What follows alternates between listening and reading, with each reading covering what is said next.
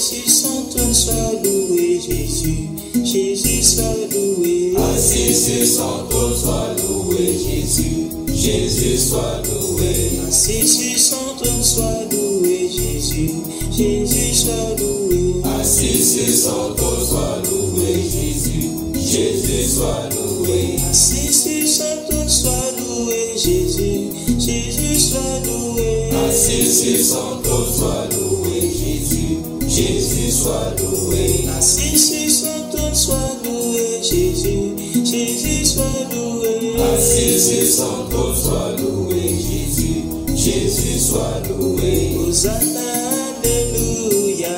Hosanna, alléluia. Hosanna, alléluia. Hosanna, alléluia. Hosanna, alléluia.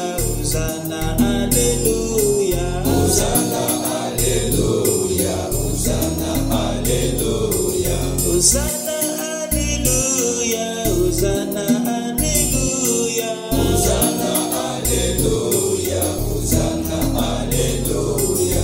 Hosanna, alléluia. Hosanna, alléluia. Hosanna, alléluia. Hosanna, alléluia. Hosanna, zambe kumama Yahweh, Yahweh kumama. Hosanna, zambe kumama Yahweh, Yahweh kumama. Hosanna, zambe kumama Yahweh, Yahweh kumama. Hosanna, zambe kumama Yahweh, Yahweh kumama.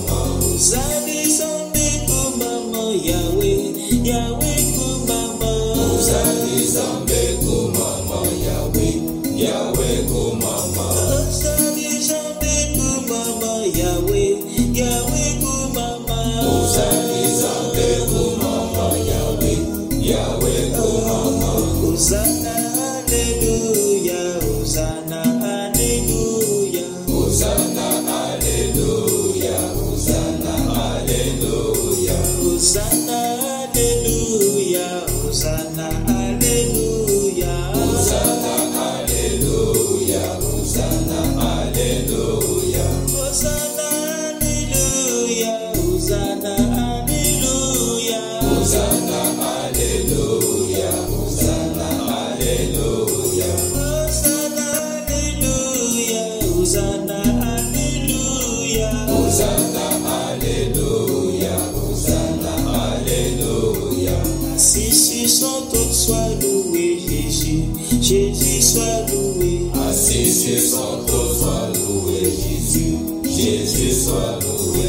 Assis sur son trône soit loué, Jésus. Jésus soit loué. Assis sur son trône soit loué, Jésus. Jésus soit loué. Assis sur son trône soit loué, Jésus. Jésus soit loué. Assis sur son trône soit loué, Jésus. Jésus soit loué. Assis sur son trône soit loué, Jésus. Jésus soit loué. Assis sur son trône soit loué, Jésus. Jésus soit loué. Hosanna, alléluia. Hosanna, alléluia. Hosanna, alléluia. Hosanna, alléluia. Hosanna, alléluia. Hosanna, alléluia. Hosanna.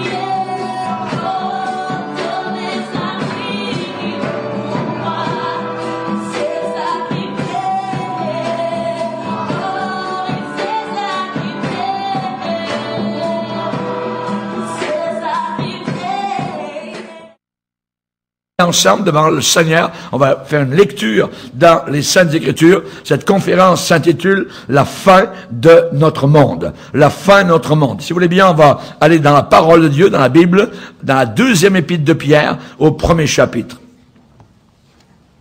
Deuxième épître de Pierre, premier chapitre.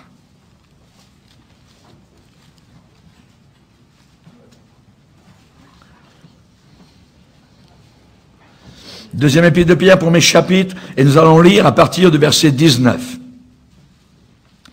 L'apôtre Pierre vient de parler d'une expérience, donc dans les versets précédents qu'il a eu avec deux de ses collègues.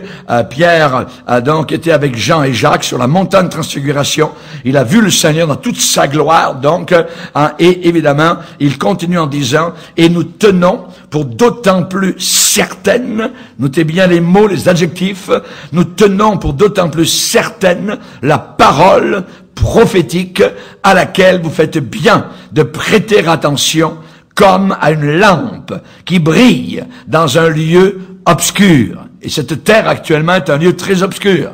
Jusqu'à ce que le jour vienne apparaître et que l'étoile du matin se lève dans vos cœurs, sachant d'abord vous-même qu'aucune prophétie de l'Écriture ne peut être un objet d'interprétation particulière. Car ce n'est pas par une volonté d'homme qu'une prophétie, donc dans la Bible, les prophètes de la Bible, ce n'est pas par une volonté d'homme qu'une prophétie a jamais été apportée, mais c'est poussé par le Saint-Esprit que des hommes ont parlé de la part de Dieu. Amen. Seigneur, nous sommes devant toi et nous voulons te glorifier. Nous voulons te bénir.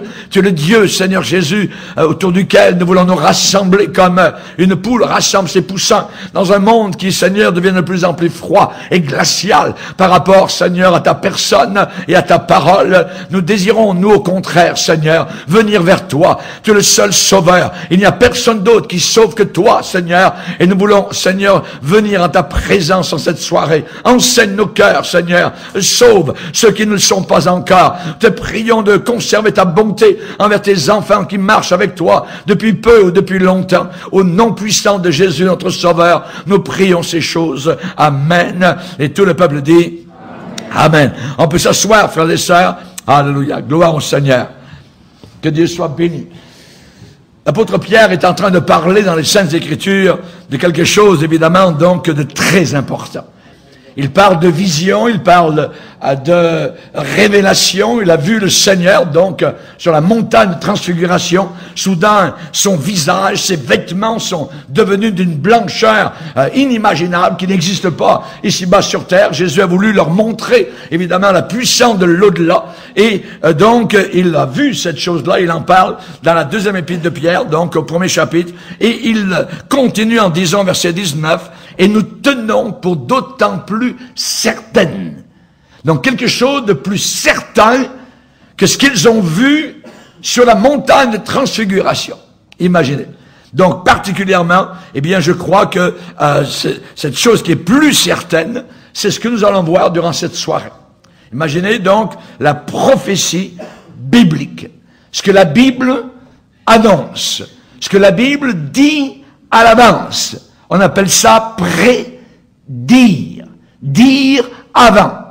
Et il faut savoir, évidemment, connaître la Bible pour pouvoir, évidemment, comprendre ce qui est en train de se passer actuellement dans notre monde. Et nous allons voir donc cela, que la prophétie biblique n'est pas si difficile que ça à comprendre. Pourquoi? Bien parce que le Seigneur nous a pas donné quelque chose dans la Bible pour que nous ne puissions pas le comprendre. Le Seigneur a dit, j'ai révélé ces choses donc aux enfants et je les ai cachées aux sages et aux intelligents de ce monde. Donc nous devons arriver devant la parole de Dieu avec une simplicité. Et depuis environ, je dirais, une vingtaine d'années, depuis l'an 2000 environ, donc depuis particulièrement les tours jumelles à New York, il y a donc un intérêt, je dirais, accru, donc de la part de beaucoup de personnes autour de la terre par rapport donc à la prophétie de la Bible. Et on sait évidemment donc que l'on peut entendre dans des assemblées, dans des conférences, dans des églises, entendre parler de cela. Mais beaucoup d'églises ne le font pas. Beaucoup d'églises sont en train de dormir.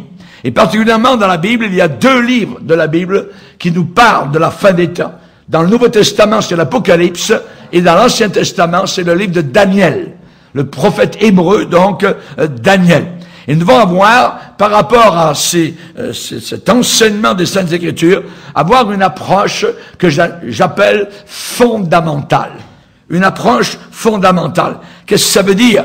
Eh bien, ça veut dire une approche qui n'est pas compliquée, une approche qui n'est pas symbolique. Voyez? Et je vais vous expliquer cela donc dans quelques instants. Par rapport aux Écritures, souvent c'est moqué de cela, de prendre la Bible à la lettre. Souvent cela a été ridiculisé par les gens religieux, par les enseignants religieux, par le catholicisme, par des théologiens humanistes qui ont ridiculisé la parole de Dieu et qui bien souvent ont dit que la Bible était un mythe, et c'était juste des histoires donc à dormir debout. Alors qu'en réalité, la parole de Dieu, c'est la vérité, c'est donc le livre du Seigneur. On sait qu'actuellement il y a le mouvement d'évolution où l'on enseigne que Darwin avait raison, que nous venons tous d'animaux et que nous ne sommes pas créés par Dieu. Tout cela, et cela évidemment a un impact, je dirais, inimaginable sur ce qui se passe dans notre génération, la moralité de notre génération actuelle. Si on a semé du vent, on est en train et on commence à récolter la tempête. Darwin a écrit un livre intitulé L'origine des espèces, voyez, et au travers de cela, eh bien, on enseigne notre société que nous sommes en train d'évoluer donc à partir d'un animal. Vous n'êtes qu'un animal évolué, voyez. Si vous croyez cela, vous êtes fini. Vous êtes fait à la base, à l'os, voyez. Nous avons été créés par Dieu. Nous avons été créés par le Seigneur et nous avons des comptes à rendre à ce Dieu qui nous a créés. Si vous êtes simplement un animal, vous n'avez aucun compte à rendre. Et c'est ce qu'on enseigne, évidemment, donc derrière les pupitres de nos collèges, de nos lycées, de nos universités aujourd'hui, donc par les ouvriers de Satan qui sont déguisés en professeurs, humanistes. Et une autre chose, vous savez que la Bible parle, au début dans la Genèse, de la création de Dieu, et le Seigneur dit, il y eut un soir, il y eut un matin. Donc, le Seigneur a créé, la création dans laquelle nous sommes, au travers de jours de 24 heures, et non pas de périodes de millions d'années. Chaque fois que vous avez millions d'années, vous avez un menteur qui est en train de vous parler au travers du petit écran. Voyez, c'est faux. Ce monde, je vais vous dire, la Terre, elle a 6000 ans. Elle a 6000 ans, cette Terre sur laquelle nous sommes actuellement. Tout le reste, avec la science est un mot qui s'écrit avec un S, comme serpent. La science aujourd'hui dénigre l'œuvre du Seigneur. Il y eut un soir, il y eut un matin, cela veut dire 24 heures. Et le Seigneur a créé donc en des espaces de 24 heures. Et Adam et Ève, on nous dit particulièrement aujourd'hui que ce sont des fables et des mythes. Et on sait évidemment que c'est un mensonge du diable, et on sait que dans la Bible, eh bien, Satan est arrivé directement vers Adam et Ève en disant « Dieu a-t-il réellement dit ?» C'est la même chose, la bataille de la fin des temps se passe là. Est-ce que Dieu a vraiment dit? Ça veut dire, est-ce que ce livre est vraiment vrai? Est-ce que ce livre est authentique, réel? Est-ce que Dieu a vraiment dit qu'il y aura un jugement? Est-ce que Dieu a dit qu'il y aura un ciel? Est-ce que Dieu a vraiment dit qu'il y aura un enfer éternel? Voyez, pas un anéantissement, comme les adventistes du 7e jour veulent nous le faire croire. Non! Des gens qui vont brûler, souffrir pour l'éternité dans un lieu absolument, je dirais, ténébreux. Et c'est Jésus-Christ de Nazareth qui nous a enseigné ça. C'est Jésus-Christ de Nazareth qui nous a enseigné cela. La création. Comment Dieu a-t-il créé? Simplement par « et Dieu dit ». Il a créé la lune, il a créé la lumière, voyez, par la parole de Dieu. Vous pouvez envoyer sur Mars, je dirais, des astronautes, tout ça, dépenser des milliards de dollars et ils ne trouveront jamais l'origine de la vie. Pourquoi? Parce que ce livre, qui est le livre de Dieu, nous dit que c'est par la foi que nous reconnaissons que le monde a été créé par la parole de Dieu. Alléluia. Gloire au Seigneur. Beaucoup de gens croient que la prophétie biblique est quelque chose de confus, de flou, de difficile à comprendre et qui amène la controverse. Voyez. En réalité, tous ces gens, eh bien, en réalité, ne veulent pas vraiment connaître environ 30% de la Bible. Il y a 30% environ de toute la Bible, un tiers environ, qui parle juste de cela, la prophétie biblique. Et ils veulent rien avoir à faire avec ce pourcentage des Saintes Écritures. Mais cependant, ce qui se passe, c'est qu'il y a des événements, et vous l'entendez, vous le voyez, aux nouvelles du soir, il y a des événements actuels, et évidemment, donc, on se dit, mais qu'est-ce qui se passe? Et il y a des gens qui, donc, maintenant, portent un très grand intérêt vers la prophétie de la Bible. Et la prophétie de la Bible, ce n'est pas, évidemment, les prophéties de Nostradamus et des faux prophètes. Voyez, des astrologues. Le Seigneur, dans la parole de Dieu, donc, nous parle, évidemment, des astrologues, et il les traite de fous, il les traite de folles. La Bible dit, je cite dans Ésaïe 47, « Reste donc au milieu de tes enchantements et de la multitude de tes sortilèges, auxquels tu as consacré ton travail de ta jeunesse. » Qu'il se lève donc et qu'il te sauve, ceux qui connaissent le ciel, qui observent les astres et qui annoncent d'après les nouvelles lunes ce qui doit arriver. Donc ton futur au travers donc de la lune, de ton signe de zodiaque ou quoi que ce soit. Et le Seigneur dit, voici ces gens-là sont comme de la paille. Le feu les consume et ne sauveront pas leur vie des flammes. Vous voyez? Ce ne sont pas, je dirais, des astres. Ces gens-là, ce sont des désastres. Amen. Alors, gloire au Seigneur. Que Dieu soit glorifié pour la vérité. La prophétie biblique n'est pas difficile à comprendre. Le Seigneur a dit qu'à la fin des temps, il arriverait toutes sortes de faux prophètes. Ça veut dire que les prophètes sont faux. Mais qui viendront sous le nom de Dieu. Dieu dit ceci, Dieu dit cela, Dieu m'a dit, j'ai eu un rêve, j'ai une révélation. Non, non, non. Il faut prendre la parole de Dieu telle qu'elle est et la déclarer telle qu'elle est. C'est pas ma parole, c'est la parole du Seigneur. N'importe qui peut comprendre les événements principaux de la prophétie biblique. Il suffit de passer un peu de temps à comparer, à étudier, à sonder les différents passages des Saintes Écritures. Il faut éviter la tentation de spiritualiser tout ce qui semble un peu complexe. Voyez, le Saint-Esprit est capable de nous les faire comprendre. Jésus a dit, le Saint-Esprit vous annoncera les choses à venir. Le Saint-Esprit vous annoncera les choses à venir. Il vous montrera dans les Écritures, donc, ce qui est écrit dans ce livre, appelé la Bible, avec ses 66 livres, et non pas avec les livres, la Bible catholique, avec les livres apocryphes, qui sont des livres non inspirés de la part du Seigneur, voyez, mais les 66 livres, donc, reconnus par tous les chrétiens au travers de tous les siècles. Alors, le Saint-Esprit va nous annoncer les choses à venir. Dans Daniel, en parlant de la fin des temps, il est à la fin des temps, à l'époque de la fin, ceux qui auront de l'intelligence comprendront. Ceux qui auront de l'intelligence, quelle intelligence? L'intelligence de Dieu. L'intelligence qui nous vient du Seigneur. Voyez? Ceux qui auront cette intelligence comprendront, mais aucun des méchants ne comprendra. Regardez autour de vous, le méchant, c'est celui qui renie la croix. C'est celui qui renie que Jésus-Christ est le seul sauveur. Si vous pensez que les Mahométans, les hindous, ainsi de suite, leur religion, il suffit de faire une bonne religion et ils vont aller au ciel, jamais!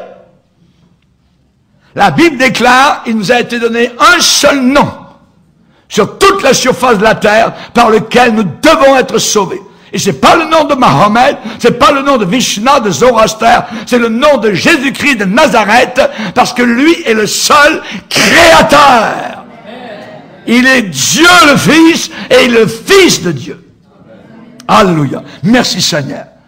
Dans l'évangile de Luc, il est dit qu'après sa résurrection, Jésus a ouvert l'esprit de ses disciples pourquoi il leur ouvrit l'esprit? Pour qu'ils comprennent quoi? Les Écritures. Ce livre est en train de se réaliser sous nos yeux alors que beaucoup n'y voient que du bleu. Il se réalise actuellement. Voyez, il leur ouvrit l'esprit. Seigneur, ouvre notre esprit. Ouvre notre entendement. Il leur ouvrit l'esprit afin qu'ils comprennent les Écritures. Nous n'avons pas reçu, dit l'apôtre Paul, l'esprit du monde. Non, non. Nous avons reçu l'esprit de Dieu afin que nous connaissions les choses de Dieu. Pour connaître les choses de Dieu, il faut que j'ai l'esprit de Dieu en moi. Raison pour laquelle beaucoup de personnes peuvent lire la Bible, mais s'ils n'ont pas l'esprit de Dieu en eux, ils ne comprendront rien du tout. Il faut avoir l'esprit de Dieu. Psaume 119, il est dit, je suis plus instruit que tous mes maîtres, car, C-A-R. Pourquoi le psalmiste dit, je suis plus instruit que tous mes maîtres, car tes préceptes sont l'objet de ma méditation. Pas le yoga, pas la méditation transcendantale, qui est diabolique, qui nous met en contact avec les démons et les puissances hindoues. Il suffit d'aller aux Indes et voir comment ils vivent. La Bible parle des choses que Dieu a préparées pour ceux qui l'aiment. Dieu nous les a révélées par l'Esprit. Par l'Esprit. Par rapport aux événements de la fin, le Seigneur dit, vous savez discerner l'aspect du ciel. Quand le vent du sud se lève, vous dites, oh, il va faire beau. Et il fait beau. Ensuite, vous savez discerner l'aspect du ciel, et vous voyez un nuage se lever à l'ouest, c'est obscur du côté de l'ouest, et vous dites, oh, aujourd'hui il va pleuvoir. Et ça arrive. Et le Seigneur d'ajouter, vous savez discerner l'aspect du ciel, la température, hein, mais vous n'arrivez pas à discerner ce qui se passe actuellement dans le monde dans lequel nous sommes. Donc Jésus veut que nous comprenions que nous sommes possiblement la dernière génération. Avant de remonter au ciel, Jésus dit, je suis avec vous tous les jours jusqu'à quand? Jusqu'à la fin du monde. Donc ce monde a une fin. Ce monde s'en va, se dirige à une vélocité très rapide vers la fin. Il y a une règle d'or dans l'interprétation des Écritures. Quand vous lisez la Bible et que le sens est clair, évident, selon le bon sens commun, alors ne cherchez pas d'autres sens.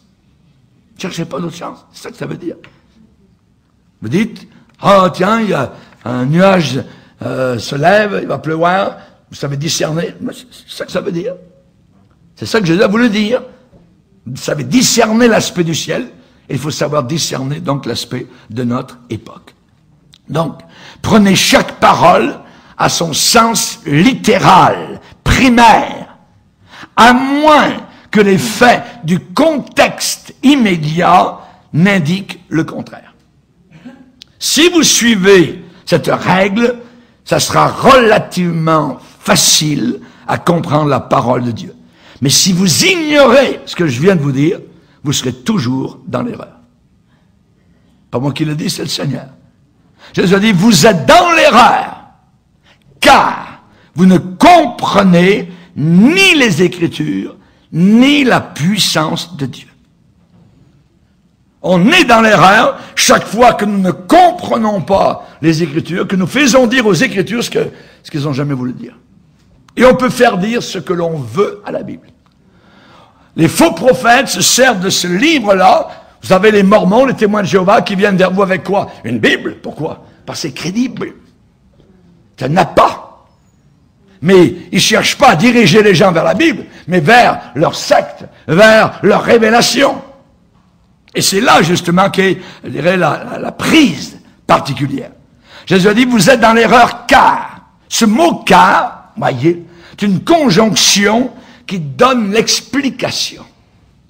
En grammaire française, le mot « car », c'est une conjonction qui donne l'explication de ce qui vient d'être dit auparavant. Voyez, la raison, ça vient du latin « quare », qui veut dire « c'est pourquoi ». Vous êtes dans l'erreur, car vous ne comprenez ni les Écritures, ni la puissance de Dieu. C'est Jésus, pas moi qui dis ça, c'est écrit dans Matthieu 22, verset 29. Et ceci est particulièrement vrai pour des passages prophétiques de la parole de Dieu. La prophétie de la Bible ne doit pas être interprétée uniquement de façon symbolique. Dans plusieurs assemblées, dans plusieurs églises chrétiennes, les chrétiens n'ont jamais entendu une seule prédication sur le retour de Jésus-Christ. Jamais. Vous voyez? Et si on enseigne sur ce sujet du retour soudain du Seigneur Jésus, cela va créer beaucoup de vitalité chez les chrétiens et une vie spirituelle qui sera renouvelée. Il n'y a pas de sujet dans toute la Bible plus motivant, plus défiant que d'étudier la prophétie. C'est merveilleux. C'est merveilleux. Je me rappelle, lorsque nous étions missionnaires, mon épouse et moi-même, dans le nord du Canada, donc à Chibougamau particulièrement, avec les Indiens Cris, nous avions deux congrégations, une assemblée avec les Blancs et une assemblée avec les Indiens. Je me rappelle que le samedi matin, alors que nous étions jeunes missionnaires, eh bien, nous prenions toute la matinée du samedi matin à prendre les chrétiens qui voulaient venir pour leur enseigner l'Apocalypse. D'environ de 9 heures du matin jusqu'à midi, nous étions ensemble autour de la parole de Dieu et on traversait le livre de l'Apocalypse. L'après-midi, savez-vous ce qu'ils faisaient? C'était tous des boules de feu. Ils allaient dans les rues, ils parlaient de Jésus. Il y avait un feu dans leur cœur simplement parce que toute la matinée, on leur avait parlé évidemment donc du retour de Jésus et de ce qui s'en vient pour la planète Terre. Voyez. Donc, évidemment, c'est une grande force de motivation. Moi, comme ancien professeur d'école biblique, je l'ai enseigné particulièrement plusieurs fois le livre de l'Apocalypse et le livre de Daniel. L'Apocalypse a 22 chapitres bénis. C'est 22 chapitres bénis. Et en plus, ceux qui veulent étudier l'Apocalypse, la Bible déclare et commence en lisant les premiers versets de l'Apocalypse. Il y a une béatitude où il est dit « Heureux celui qui lit et ceux qui entendent les paroles de la prophétie et qui gardent les choses qui y sont écrites, car, voyez, le temps est proche. Alors, le temps est proche. Alléluia! Que Dieu soit béni. Nous allons quitter cette terre rapidement, soudainement, puissamment. Alléluia. Quiconque, va dire l'apôtre Jean, cette espérance en lui, se purifie comme lui-même est pur, notre Sauveur. Amen. Et j'ai prêché la fin des temps, l'Apocalypse, sur les 5 continents de la terre. Et je bénis le Seigneur. Et je l'enseigne encore sur notre site internet dans plus de 200 pays de la planète Terre. Ils écoutent au travers, je dirais, des continents et des océans. Raymond Bourgier, mif.org. C'est l'adresse de notre site. J'aimerais vous dire actuellement ce qui se passe, c'est que notre terre est en train de chanceler. C'est pas les filles niagno, je sais pas quoi, là, où les écolos, puis le réchauffement de la planète. Croyez pas ça. Une minute, c'est du mensonge qui est avalé exactement comme vous venez d'un singe. Ça n'existe pas. C'est Dieu qui contrôle la température. Le thermostat de la planète Terre, son thermomètre est entre les mains d'un Dieu éternel. Alléluia. Il fait ce qu'il veut, quand il veut, où il veut. Alléluia. Gloire au Seigneur. La terre chancelle comme un homme ivre. C'est ce que la Bible déclare. Et on va le lire, si vous voulez bien, dans Ésaïe, chapitre 24. Ésaïe, chapitre 24, verset 19. Il est dit, la terre est déchirée. Elle se casse. Tremblement de terre. Voyez? Des fissures partout, des volcans, des tsunamis. La terre est déchirée, la terre se brise, la terre chancelle. La terre chancelle comme un homme ivre, un homme qui titube sous l'effet de l'alcool. Et il dit, la terre vacille comme une cabane.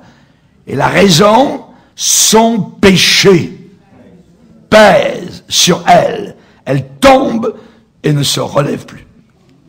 Chers amis, la raison de tout ce qui se passe actuellement, c'est le péché. C'est le péché qui est en train de monter. La rébellion, le poing levé à la face de Dieu. Et c'est ça. Et nous commençons à récolter. Et Jésus a dit, quand vous verrez ces choses qui commenceront à arriver, relevez la tête, parce que votre délivrance est proche. Votre rédemption est proche. À nous, évidemment, de voir, de comprendre, de réaliser, se préparer. Les vierges sages se sont préparées. Les autres foiraient, dormaient. Voyez? Elles ne voulaient rien savoir de la Bible. Voyez?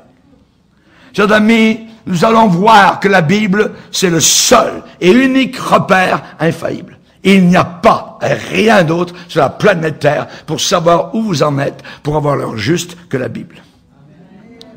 La Bible est le seul repère infaillible. On parle d'infaillibilité, pas le pape. Le pape combat la Bible. Il combat la Bible, c'est un ennemi, c'est un ouvrier de Satan, c'est un antichrist. Il dit que l'histoire d'Adam et Ève est un mythe, ça n'a jamais existé. Il dit que l'enfer, personne n'ira. Il brise, il casse la parole de Dieu. Il veut unir toutes les religions ensemble, qui adorent les démons. On ne peut pas fonctionner comme cela. C'est la vérité, la bataille. Aujourd'hui, elle se bat, elle ne se fait pas sur le terrain de l'amour. Elle se fait sur le terrain de la vérité. De la vérité. La vérité. La vérité vous libérera. C'est Jésus qui a dit ça. Quand on parle de la Bible, on parle d'infaillibilité. Les hommes au travers des siècles ont lancé leur poing contre la Bible, ont voulu casser la Bible, déchirer la Bible, ils l'ont brûlée, ils ont mis les chrétiens en prison, ils les ont torturés, ils ont coupé la tête. Mais la Bible est encore là. Elle est là, c'est la parole de Dieu, et c'est devant cette Bible que le monde entier un jour devra rendre compte. Immutabilité, elle ne change pas. Sécurité, transcendance, elle est sûre et certaine. Lisez bien attentivement. Jésus a même parlé de la manière avec laquelle nous écoutons la parole de Dieu. Il y a une manière. Je peux écouter la parole de Dieu juste comme ça, parle, ou bien je peux dire, oh, Seigneur, parle à mon cœur. Ton esprit est en train de me dire quelque chose. Amen. Alléluia. L'expression dans la Bible, les temps de la fin, revient souvent. Les temps de la fin. C'est une expression qui revient souvent. Daniel 8, verset 17. La vision concerne un temps qui sera la fin. Daniel 8, 19. Il y aura un temps marqué pour la fin. Daniel 11, 35. Jusqu'au temps de la fin. Car elle n'arrivera qu'au temps marqué. Daniel 11, 40. Au temps de la fin, le roi du Sud se heurtera contre lui, l'Antichrist. Daniel 12, 4. Tient secrète ses paroles, scelle le livre, jusqu'au temps de la fin. Alors, au temps de la fin, beaucoup de personnes le liront et la connaissance augmentera. Daniel 12, 10. Aucun des méchants ne comprendra, mais ceux qui auront de l'intelligence comprendront. Paul a écrit à Timothée a dit dans le Nouveau Testament, sache que dans les derniers jours, les jours derniers, les jours de la fin, il y aura des temps difficiles. En réalité, c'est des temps diaboliques. Les hommes seront égoïstes, amis de l'argent, fanfarons, hautains, blasphémateurs, rebelles à leurs parents, ingrats, irreligieux, insensibles, déloyaux, calomniateurs, intempérants, cruels, ennemis des gens de bien, traîtres, emportés, enflés d'orgueil. Ils aimeront le plaisir plus que Dieu. Ils auront l'apparence de la piété. Et ça, on ne parle pas spécialement des païens, on parle des chrétiens. Ils auront l'apparence de la piété. Un païen, il n'a même pas l'apparence de la piété, c'est un païen. Mais à la fin des temps, les chrétiens, beaucoup de chrétiens auront uniquement l'apparence de la piété. Mais ils en renieront ce qui en fait la force. Ce qui en fait la force, c'est la séparation, c'est la sanctification sans laquelle personne ne verra le Seigneur. Chers amis, j'aimerais vous dire, quand vous avez une génération comme la nôtre, qui actuellement est en train capable, appuyée par nos gouvernements, de marier ensemble 2 hommes, aucune génération n'est allée aussi loin que ça. Marier 2 femmes ensemble, et avec une capacité d'avoir des enfants. Bientôt, on va dans nos rues des hommes avec le ballon en avant. Seigneur, jusqu'à quand? Et j'aimerais vous dire particulièrement que nous rappelons que le mariage, voyez, n'est pas une institution qui a été fondée par l'État, ni par aucune nation, ni par aucun régime politique. Voyez, d'hier ou d'aujourd'hui, le mariage a été établi au commencement du monde par Dieu lui-même et qui a donné les modalités d'application. Un homme, une femme. Jamais 2 hommes. Quand vous avez 2 hommes qui se marient, il y a eu le président, particulièrement d'un pays, qui est venu ici au Canada, donc pour appuyer la fierté gay, particulièrement donc le premier ministre d'Irlande. Regardez-le bien, c'est un damné. Il va en enfer. Et il est venu avec son conjoint. Et notre premier ministre du Canada appuie cela à 200% à la fois. Quand vous avez cela, quand vous avez l'égalisation du mal, quand vous avez la montée de l'iniquité, la Bible dit, quand vous verrez cette abomination en train de monter, quand vous lisez, faites bien attention. Nous sommes parvenus à cette génération. À cette génération-là. Chers amis, quand vous avez Justin Trudeau, vous avez Philippe Couillard, tout ça, le maire de Montréal, Denis Coderre, tout ça, tous ces gens-là, évidemment, donc, qui sont ensemble, liés par les puissances diaboliques, approuvant le mal. Nous sommes au bord du désastre, du jugement. Nos gouvernements lèvent le poing vers Dieu et disent, Dieu, tu ne viendras pas nous dire quoi faire. Ah, maman. Le gouvernement fédéral canadien à Ottawa a donné une contribution totale de 463 000 $ à l'organisme Fierté Montréal. $1 million. De nos dollars. De votre travail, de vos impôts. C'est abominable. Les LGBT, et ainsi de suite, tous ces gens-là, chers amis, quelque chose de terrible qui s'en vient, un juge. Il y a une épée de Damoclès qui est sur nos têtes. Toutes les générations qui sont allées dans ce sens-là, qui ont défié Dieu, eh bien, n'ont jamais échappé. Pourquoi? Parce que la Bible dit, on ne se moque pas de Dieu. Ne vous y trompez pas. Faites pas d'erreur. Ne vous laissez pas séduire. On ne peut pas se moquer de Dieu et passer au travers. Nous rappelons que le mariage ne peut unir qu'un homme à une femme. Et il a plu à Dieu au commencement d'amener vers l'homme une personne qui lui soit semblable de nature, mais différente de sexe. De sorte que chacun des deux puisse trouver chez l'autre la personne qui lui soit complémentaire.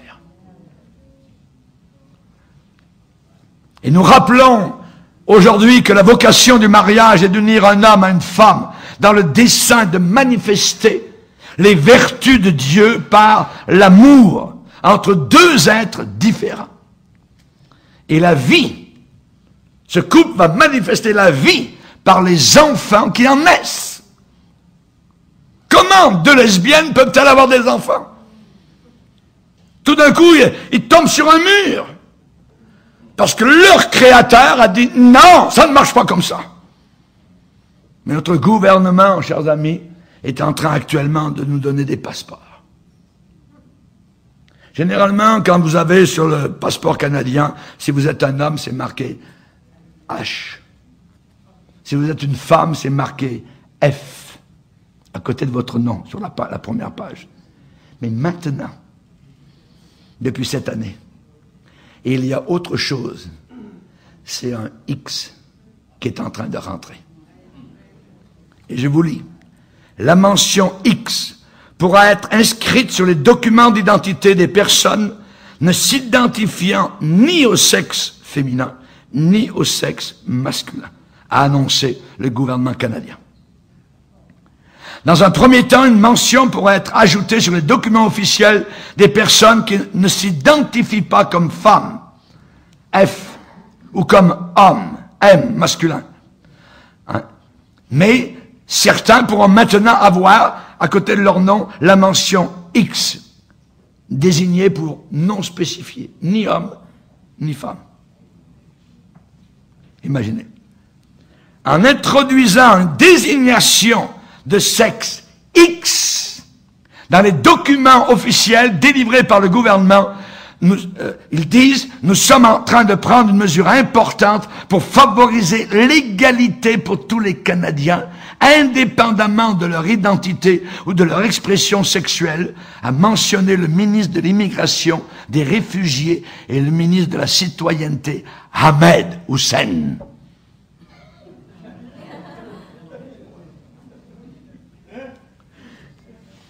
Mais, Seigneur, quand est-ce que tu reviens? Quand est-ce que tu reviens? On n'est pas fait pour ce monde. On n'est plus fait pour ce monde dans lequel nous sommes. Alors j'aimerais vous dire, évidemment, qu'il est important de lire la parole de Dieu. Quand l'ONU, qui est une organisation qui favorise la mondialisation, chaque année, ils ont au mois de septembre une journée pour la paix. Depuis 2007. Et chaque année, il y a un thème. 2007, la paix et la vocation première des Nations Unies. 2008, les droits de l'homme et maintien pour la paix. 9, désarmement et non-profédération.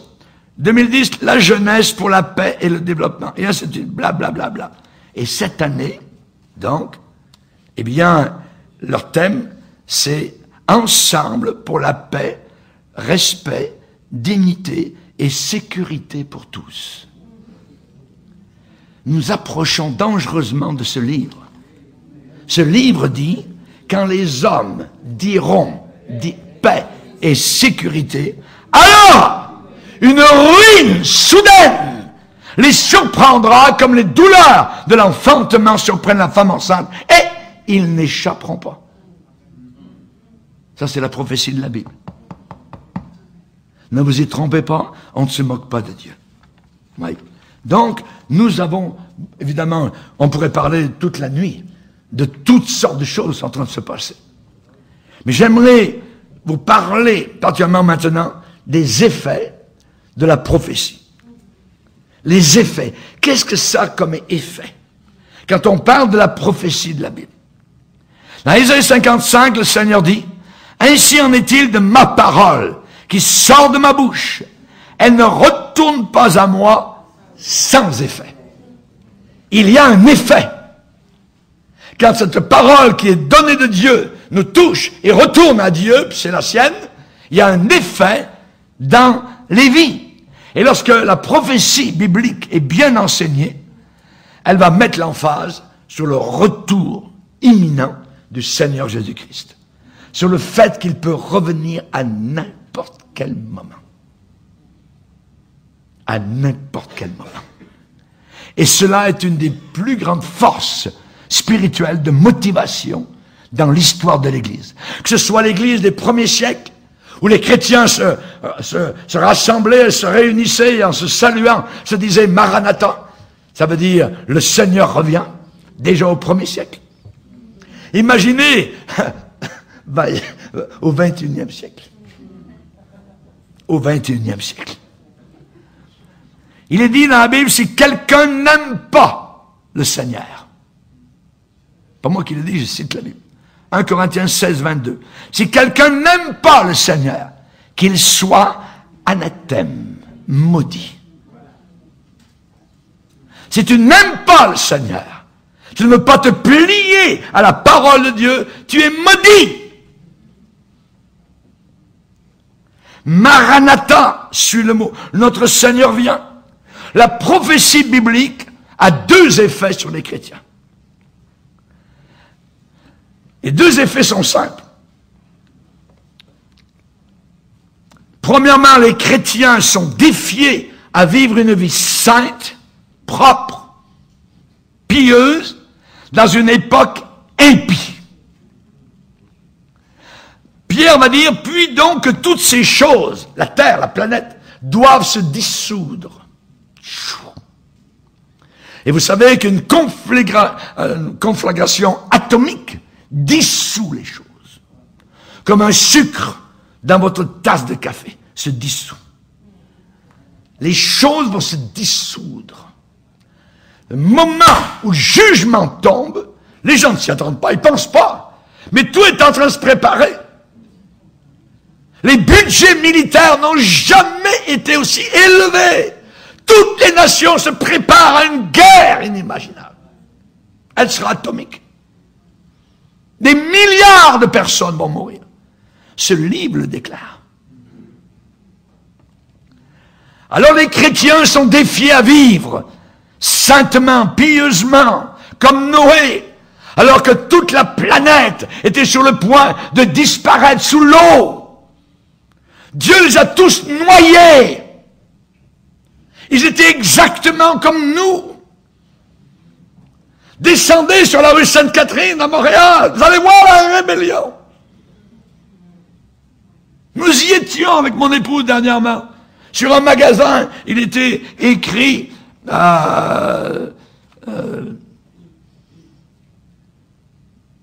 détruisons l'ordre. C'était un magasin de vêtements. Détruisons l'ordre. Ce qui est ordonné, ça veut dire soit débarré. C'est l'esprit de l'Antichrist, c'est l'esprit de rébellion. C'est l'esprit qui nous a été annoncé à la fin des temps. J'aimerais vous dire que la prophétie biblique, non seulement nous défie à vivre pieusement, mais ça nous défie à évangéliser. Il faut parler de Jésus. Il faut parler du Seigneur.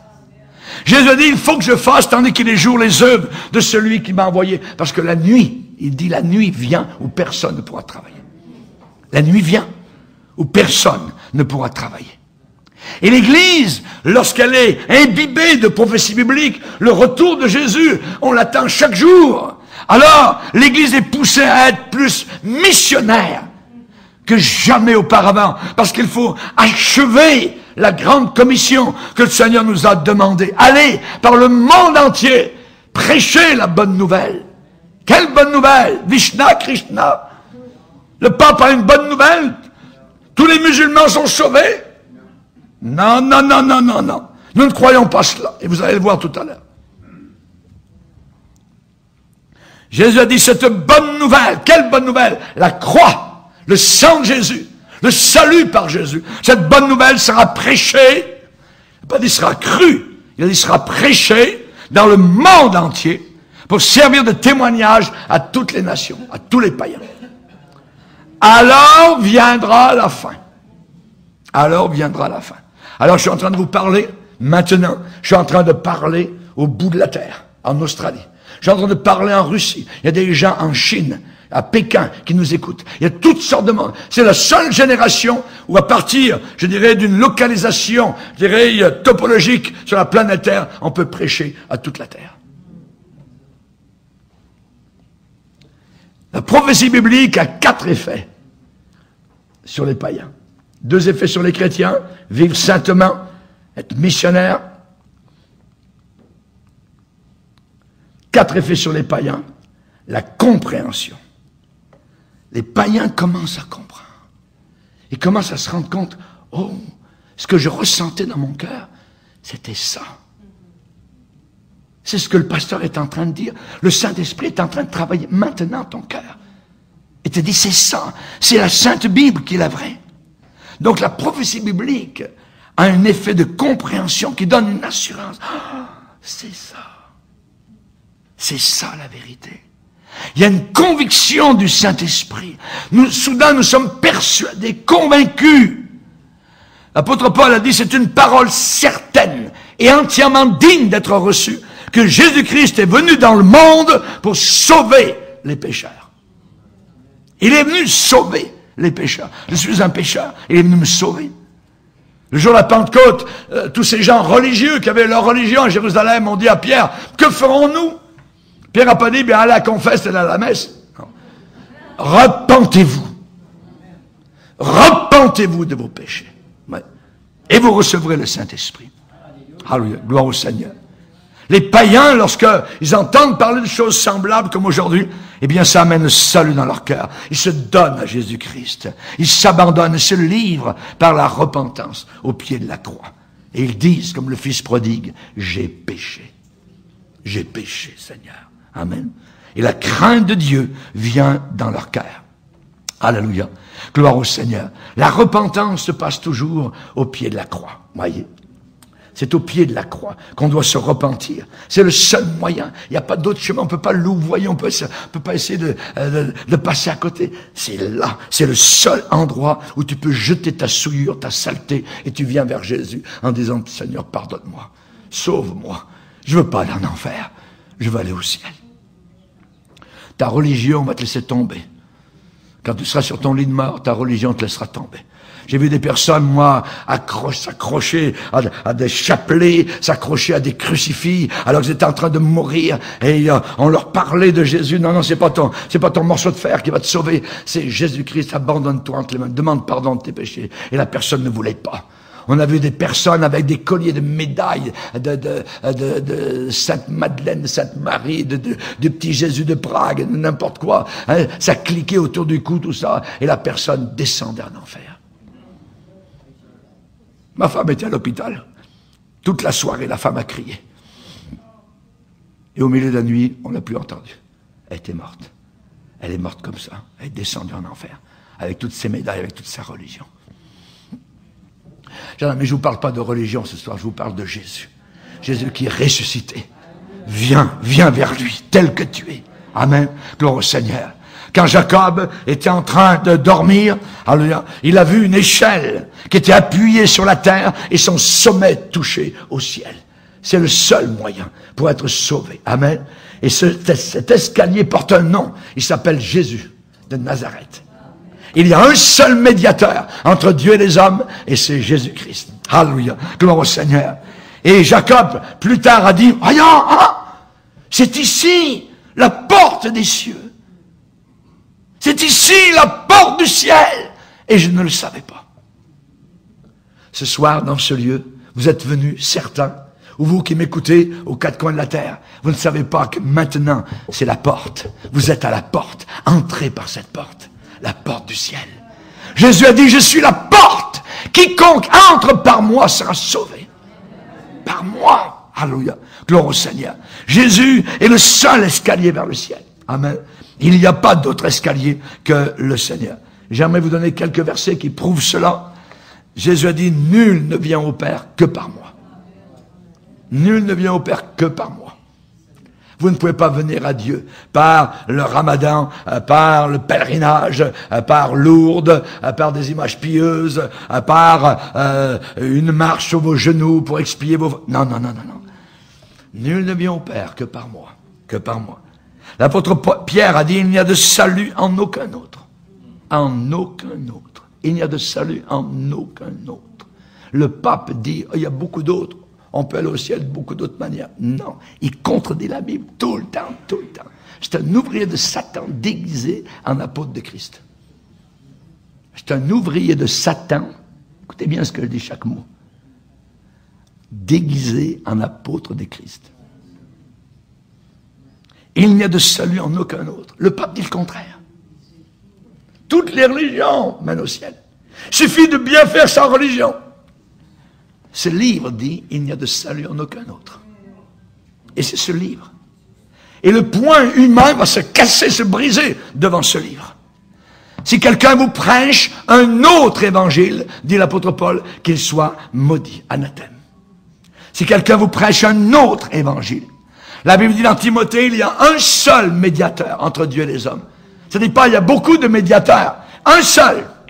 Qui est ce médiateur entre Dieu et les hommes? C'est Jésus-Christ. Et les apôtres ont dit à Jésus, à quel autre, Seigneur, irions-nous qu'à toi? À quel autre? À qui d'autre allons-nous aller? Voyez, sauve-toi. Oui, c'est toi, Seigneur. Aujourd'hui, chers amis, la ligne est très floue entre le mal et le bien. Très, très floue. Oui. Actuellement, il y a une ignorance de la Bible qui est totale. Totale. Même à l'intérieur de l'Église. Aujourd'hui, il n'y a aucune autorité qui est valide. Aucune règle qui est valide, je dirais. On n'en veut pas des règles. Détruisons les règles. Détruisons les règles. Aujourd'hui, ce qui est important, ce qui est plus important, c'est le style. C'est l'image, c'est l'apparence. Et je suis en train de préparer une conférence qui va avoir lieu le 2 février dans ce local sur le culte de l'image. Nous sommes actuellement là. Et la parole, on la met de côté. C'est l'image qui compte. Ouais. L'apparence. Ils auront l'apparence. Pensez-vous que notre Premier ministre a été élu parce qu'il avait un programme moral merveilleux que les gens l'aimaient? Non! Ah, il est cute, il est beau. Non, non.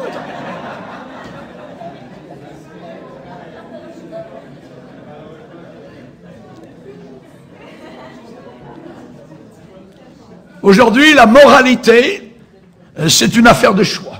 Oh, c'est pour toi. Tu vois les choses comme ça, c'est ton affaire. Voyez. La plus grande vertu aujourd'hui, dans notre génération, c'est quoi? La tolérance. Tolère. Voyez, la tolérance. Les mots aujourd'hui n'ont plus de sens valable. Les mots ne veulent plus rien dire. Donc on met de côté le mot de Dieu, la parole de Dieu. On la rejette. Et ce que les gens croient, c'est ça qui est correct. Ça veut dire qu'ils peuvent faire ce qu'ils veulent. Ils peuvent faire ce qu'ils veulent. Pour nous, chrétiens, nous avons besoin de discernement. Jésus a dit que personne ne vous séduise. Que personne ne vous séduise.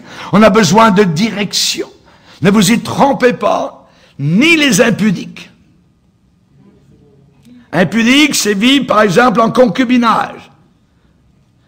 Les efféminés, ça c'est des homosexuels.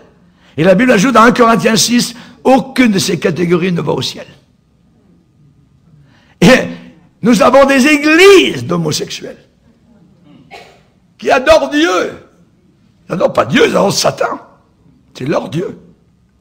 La Bible, ne vous y trompez pas. 1 Corinthiens 6, ou bien ce livre a raison, ou bien c'est eux qui ont raison.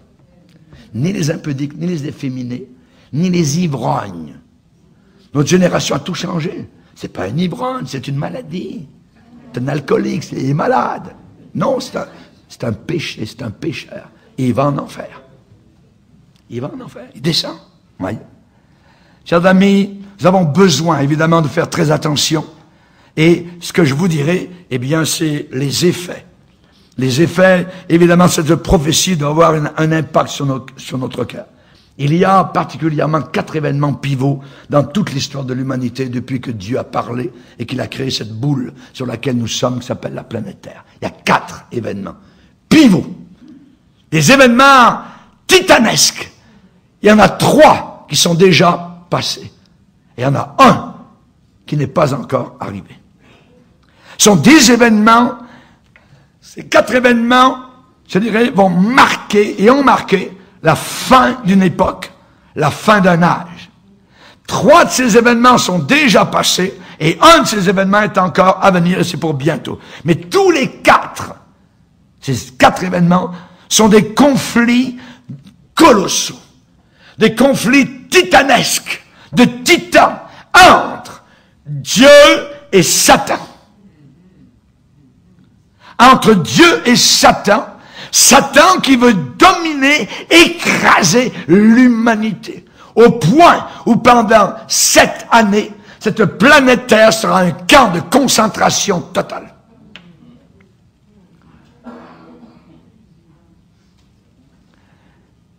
Tous les 4, ces événements, les 3 qui sont déjà passés, ont laissé à leur suite, dans leur sillage, un impact significatif sur la génération qui a suivi. Le premier événement gigantesque, c'est la création.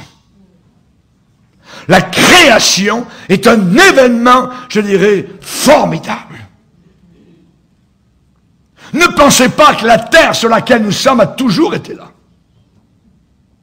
Non. Elle n'a pas toujours été là.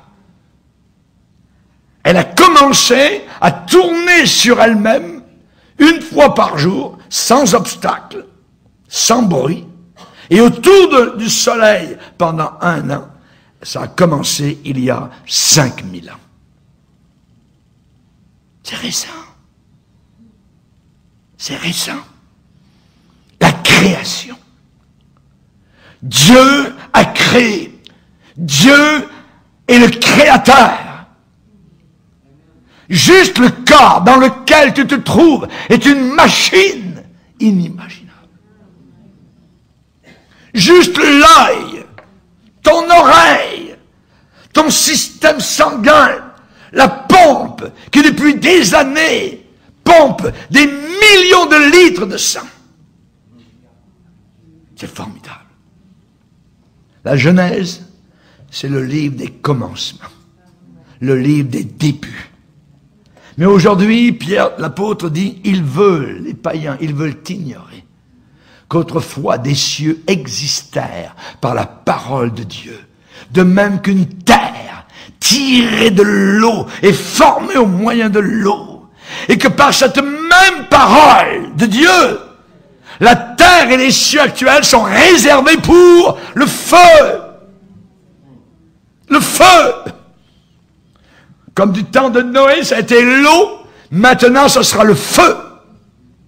Et la puissance du feu, elle est entre les mains des hommes. Mais Dieu aussi peut envoyer du feu, comme il l'a fait sur Sodome et Gomorrhe. Il a montré une fois pour tous ce qu'il pensait des homosexuels et des lesbiennes, des LGBT.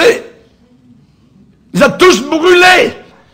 Et rien n'a poussé depuis tous ces millénaires à l'endroit, à la localisation où se trouvait Sodome et Gomorrhe.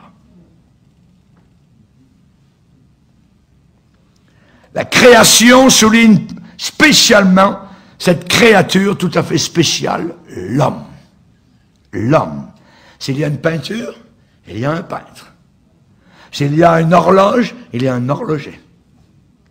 Le ciel multicolore et merveilleux nous a dit que ce Dieu est tout-puissant. Il est un artiste glorieux. Alléluia. Alléluia. Merci Seigneur. La création. Dieu a créé l'homme. L'homme n'est pas uniquement composé d'un corps et d'un esprit, mais en plus, nous avons une âme éternelle. Dieu a placé dans notre cœur la pensée de l'éternité. Tu l'as dans ton cœur.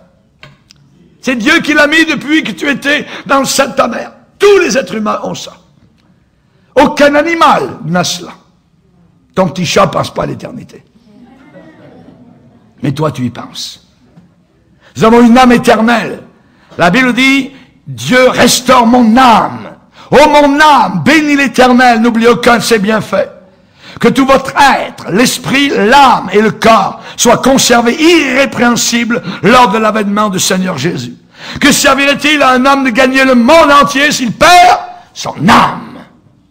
Son âme! Tu aimeras le Seigneur ton Dieu de tout ton cœur, de toute ta pensée et de toute ton âme. Que mon âme se glorifie en l'Éternel. Psaume 34. Psaume 19. La parole de l'Éternel est parfaite. Elle restaure l'âme. Alléluia. Merci Seigneur. Cet événement crucial de la création se trouve dans Genèse 1, 2 et 3. En 3 chapitres. Et chers amis, c'est quelque chose de formidable. Dieu est un Dieu formidable. Tu ne viens pas d'un petit singe à l'arrière là, qui s'est levé, tout ça. C'est une folie totale. Et Satan a pris toute l'humanité. Il règne sur l'humanité. Comme ça, par des niaiseries, par des folies. Et les gens croient ça. Ils arrivent à entourlouper le monde, à mettre de la confiture dessus, tout ça. Finalement, on est un singe. Montrez-moi un singe qui est en train d'apprendre à parler. Montrez-moi un singe qui est en train d'entrer à l'école, qui est en train d'évoluer. Aucun. Non. Ils sont en train de faire boum, boum, boum, boum, boum. Vous voyez?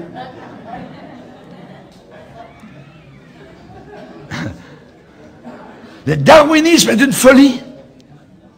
Est une folie. La Bible dit, c'est par la foi que nous reconnaissons que le monde a été formé.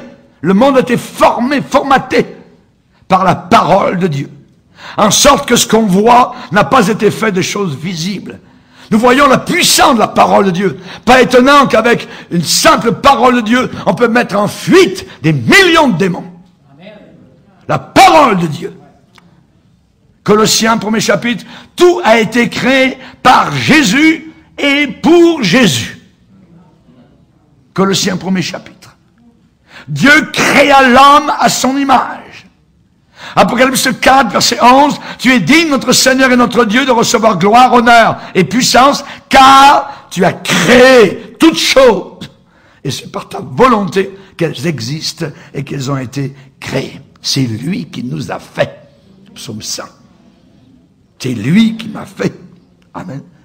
Darwin, il avait un copain qui s'appelait Herbert Spencer.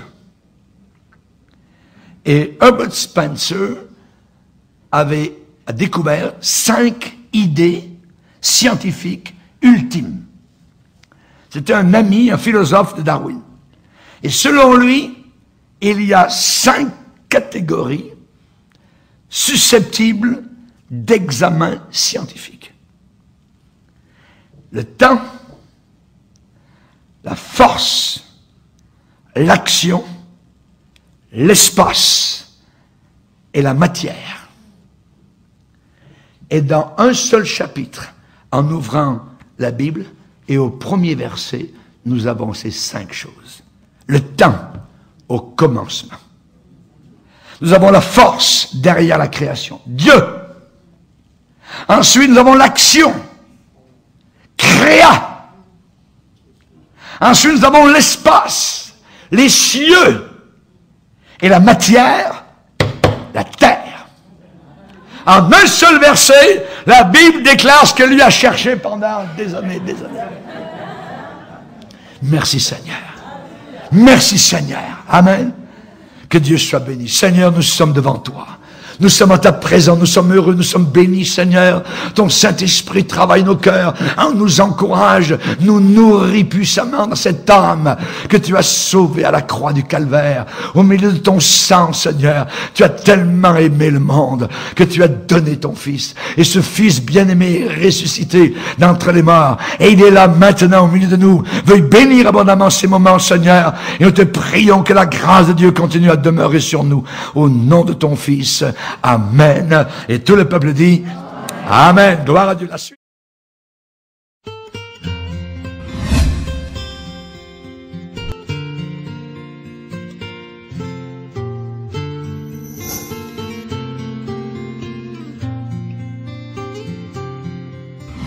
Les mots s'envolent, les vœux sont brisés et les promesses ne sont pas tenues. Une famille divisée, l'amour déchiré, nuit après nuit.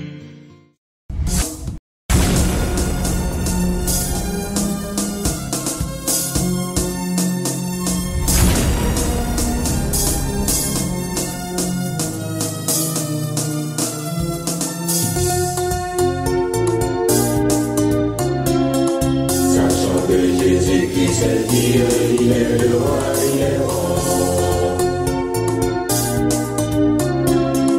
Sachant que Jésus-Christ est Dieu, il est le roi, il est bon. Sachant que Jésus-Christ est Dieu, il est le roi, il est bon. Sachant que Jésus-Christ est Dieu.